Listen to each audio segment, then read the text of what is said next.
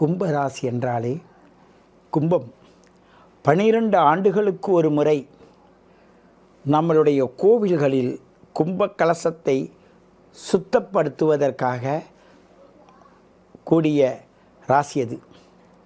மிக உயர்வான ராசி, மிக உன்னதமான ராசி.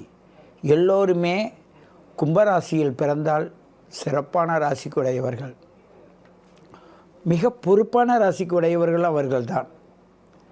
இவர்கள்லாம் மிலிட்ரியில் இராணுவத்தில் எல்லாம் பார்த்தீங்கன்னு வச்சிங்களேன், ரொம்ப உயர்ந்த நிலையில் இருப்பாங்க. சில பேர் தேசம் விட்டு தேசம் போயிடனவங்களாக இருப்பாங்க.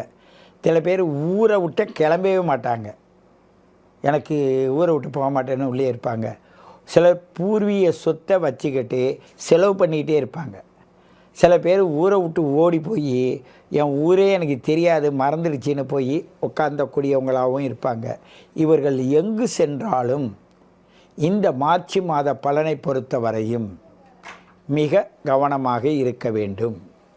இவர்களுடைய வாய்ச்சொல்லே இவர்களுக்கு பிரச்சனையை உண்டு பண்ணிவிடும். இவர்களுடைய வாய் வார்த்தையின் மட்டுமல்லாது இவருடைய குடும்பத்திலும் ஏகப்பட்ட பிரச்சனைகள் வந்து கொண்டிருக்கும்.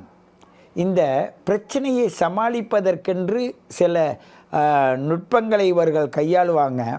ஆனால் எப்படிப்பட்ட நுட்பங்கள் கையாண்டாலும் கூட இவர்களுடைய அதிகப்படியான எண்ணங்கள், ஆசைகளும் நினைவுகளும் இவர்களை மாட்டி விட்டுரும்.